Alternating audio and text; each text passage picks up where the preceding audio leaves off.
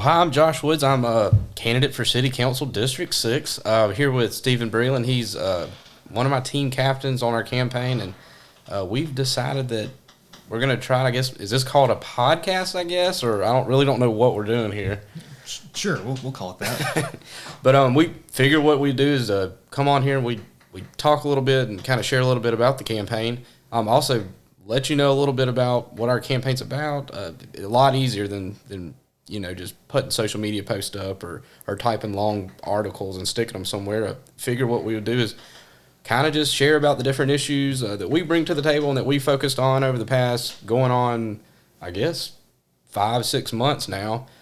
Share a little bit about that. It's a lot easier in this type of forum to kind of expound upon things. Had a couple forums that we went to or are a part of, and you only get 30 seconds there and 15 seconds here and maybe a minute to close it all out. So this is definitely a much easier format to share some ideas and hopefully spread the message about what we believe and what we want to bring to City Council and the city as a whole.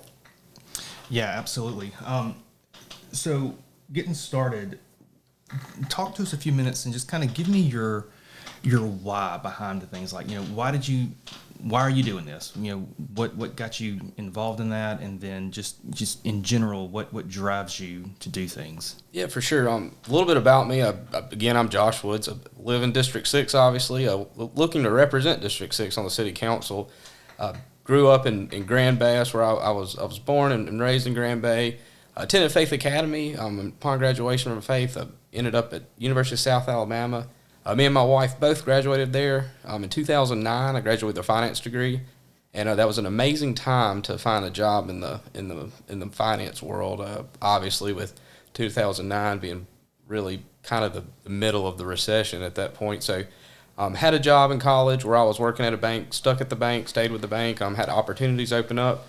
Ended up working at the bank for 10 years, and the last gig or assignment there was working in commercial lending for, I guess, going on about 5 or 6 years. And there I was an underwriter where the sales guys would go out and get commercial loans. They'd bring them back to me. I'd tear apart the financials, analyze the company, present it to my credit officer, and we'd recommend or try to go a direction as far as getting that loan approved and funded and ultimately closed. Since then, for the last 6 years, I had the opportunity to apply and was hired on at my current position. I'm the executive director at the grounds in the Greater Gulf State Fair. And a little bit about my job. We host the fair that 10 days in October, November, but for the most part of the rest of the year we host a rental facility for various events across the city and the county, and play host to those pretty much at this point a couple times a week. We're so busy. But as far as why I want to seek to represent District 6 on the city council, the why is kind of what drives me in life. I'm a huge Simon Sinek fan, and one of his books talks about finding your why and what drives you, and really tapping into that. At the end of the day, I really want to ultimately just want to be that servant to people. I want to help people, and I really think that representing and getting involved in local and city government like this is a good opportunity. The city council, if you think about it, is the most closest elected position to the residents of the city of Mobile. I usually joke that the dog catcher would be closer, but unfortunately the dog catcher is not an elected position in the city of Mobile. So that's really being that close and representing District 6, or seeking to represent every voice in District 6. And what we've said throughout this campaign is we don't just want to represent a person that looks like this, or a person that lives here, or a person that believes the same thing that I believe. Instead, what we've done is we've taken the approach to try to really bring issues up and to represent issues that are across the whole spectrum in District 6. We want to represent every cul-de-sac, every street, every area of District 6. So that's kind of, that's really what kind of drives me on my why. Outside of that, I really see, and we talked about this a few minutes ago, Stephen, that forever and a day, Mobile's been called the city with perpetual potential. And right now, it really does feel that we've finally got some momentum going. Things are happening in the city. Companies are relocating to the city. New couples are moving in our neighborhood. We're really growing. It seems like we have that momentum. So I think that I do, and the team that we've built of team captains and volunteers, we see that vision for Mobile. We want to be part of shaping Mobile's future. At the end of the day, I have 3 boys. Me and Kristen, my wife, have 3 boys, and we ultimately want maybe for selfish reasons, but we ultimately want our kids to call Mobile home. And so that kind of starts today. It really started yesterday, where we have to do everything we can to make the city where we live, the street where we live, the community where we live a better place, so that it continues to perpetuate itself. So. Yeah, I like those things. I like that's really good. Looking at the city council, so that's basically like the legislative body of the government. So they're the ones that kind of handle all the money and the laws and this and that. The fact that you've got a pretty significant background in finance with working at the bank and then now basically running the organization out of the grounds, I think it's a pretty interesting background that you have that I think will correlate directly to working with the finances of the city. Yeah, that's I'm when it comes to that kind of standpoint, I'm a nerd in the fact of numbers and budgets. I'm not a big accounting fan, obviously, but that's why I'm not an accounting major. Instead, I'm a finance major. I like taking those numbers and I like figuring out the history of those numbers. I don't like preparing the numbers as far as the accounting side of the house, but one thing that I really do nerd out on is taking those budgets and really diving down into the past 5-year trends or looking at what projections could be and really understanding what the number means. So I definitely feel that I bring that to the table. It's definitely a very big interest of mine. I love digging down into numbers. I mean, that's one thing that at the bank I used to do is I would take the accountant's work and then I'd tear it apart, get behind it, find out what the drivers of those numbers are, and then you've been able to take that into my current position as executive director. And that's my chief responsibility at work is making sure that budgets are met both on the revenue and also the expense side of the house, but also too kind of looking further out, looking out 3, 5, 10 years and seeing what the number today is going to drive or what that can mean in the future. So I definitely that's one thing that like I said, I nerd out on given my history and my course of study in college. And I definitely feel that I'd bring that same energy and enthusiasm to the city council. Yeah, that's excellent. I think it's important that we have folks with that kind of mindset, given that that's really kind of the core base almost of that position in the city. You made the comment of we were talking before we got recording about Mobile being the city of perpetual potential. It seems like over the last 8 years or so, there's been a lot of, I guess, maybe gridlock would be a good term, talking about between the city council and the mayor's office, and there's just been a lot of back and forth. And the fact that we've got an opportunity now where 3 seats on the council are going to be brand new people. Mm-hmm. Talk to me about that. Like, how do you see that the potential that's there of possibly helping us maybe move forward and moving past the state of potential, but actually turn that into something new. Yeah, and I think too, kind of from obviously starting out this process across the city council races, I think there's something like 27 people were running for city council, and I know a couple races had 5, 6 people. I mean, we had 4 in our own to begin with, and really, if you kind of look across the ballot, I really think that you'll see that there's a lot of youthfulness this time. That's kind of came to the forefront. I know Ben Reynolds has won District 4, so he's finished his race there, and but I think there's opportunity as far as of bringing some new mindsets to the city council. Like it or not, a little bit of more youthfulness, a little bit of energy, and that's one thing that I can guarantee I can bring.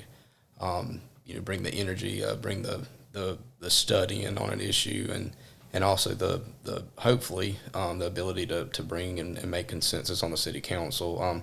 I think a lot of times it's human nature just to say, well, I'm right and everybody else is wrong, and that's a mindset that I don't think you can have in a body like the city council. I think you have to, number one, you got to be open to go out to your constituents, to the people that you're representing, to the voice that you're carrying, and make sure that you know what the voice is, and what you take everybody's point of view into consideration, and then formulate the best decision for your district. but also looking at the city as a whole. Bringing that kind of spice from your district to the table of what you're making with other city councilors, but also making sure that you hear your city councilors, your fellow city councilors out, because just like you on city council, you are elected by your constituents to bring your voice. So it's really their responsibility as well to bring the voice of their constituents, maybe in a different part of the city, to the table. So definitely being open. Once you get there, hear everybody out, hear the opinions from your own district. But once you get to city council and you're talking amongst the city councilors, definitely hearing their opinion and learning what's driving their opinion as well, so that you can hopefully make the decision together and not muddy up the process. Yeah, that's really good. And you mentioned the word consensus. I feel like in the experience that you had with the jobs that you've had, that you're part of what you've had to do was be able to bring people to the table to be able to move whatever it is forward, whether it be an event at the grounds, or whether it be the fair itself, or whether it be something with the financials with the company that you're tearing into. Yeah, maybe it's for the most part, maybe it's my generation, maybe it's just my personality, but I really do try to find the consensus and make a decision together. At the bank, there's really since 2009, obviously, a lot of changes went on in the banking industry, and one of the changes that really was impactful was the fact that I worked as the underwriter. I worked for the credit side of the house, and the sales guys that went out and got the loans, they worked for the sales side of the house. And the decision process was, for the institution I worked at was, if the sales guys thought this was a good deal, then they approve it themselves. And then once they approve it, then it goes to the credit side of the house for full underwriting. And there was kind of supposed to be this, or there is this kind of a separation, so that, your decisions on the sales side aren't affected by the credit, and on the credit side from the sales. But the thing about it is you can't get a loan. You can't get a loan closed. You can't get it across the finish line for your customer, the customer that you both work for. You can't get that across the line unless you come together at some point and say, all right, look, guys, I know you want to offer this really low rate to this client, but unfortunately, the risk profile that they have, it's a little bit higher risk. So obviously, we have to offer a little higher rate. We can't offer this because we have to set reserves aside.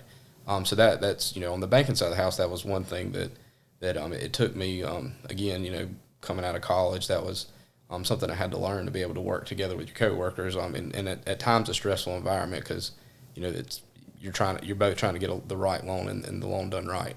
And then today, really every day in my job is I have to find consensus, whether it's me working for the 13 board members, 14 board members, all under the age of 40, all of them my bosses, finding the right way to go about doing things. We just underwent, or we're finishing up our first round of strategic planning, and there's a lot of big decisions that needed to be made. How are we gonna accomplish this? Okay, we need to go get a loan. Do we need to make sure we finish this? Do we bite this off? So finding consensus and trying to, because ultimately it's the board's responsibility to paint the vision for me to go out and accomplish it. So really building consensus amongst themselves, and then once they've developed something, then me and them finding consensus. But also too, every day, as far as dealing with customers, everybody has this mindset of what they want, and a lot of times, it's not achievable, or we have to find some happy medium to make it work. So yeah, that's something I believe I pride myself on, is the ability to make it, but also the ability to seek it out and find consensus. That's really good, because on the council, you're just one of 7 voices, and with the Zogby Act, the way that's set up, you have to have 5 out of the 7 to pass anything. So yep. I think that's huge, is that you have the ability and the willingness to do that. Yeah, and I think that's something that everybody brings their constituents' voice and their district's voice to the table. You definitely can't build walls, and you can't build fortresses and say, well, it's my way or the highway, because honestly, you gridlock. If everybody did that, then nothing would ever get done. Yeah, and I think maybe that we've seen some of that over the past number of years. So maybe, hopefully, going forward, there'll be a lot less of that. So, well, good. Well, hey, thanks for talking to me a few minutes about kind of your why. I really think that it's really cool to kind of sit down and just kind of hear part of your story and your background and kind of how that all fits in. I think it'll be a fantastic fit on the city council going forward. Well, awesome. Well, thanks, Tim. I appreciate it.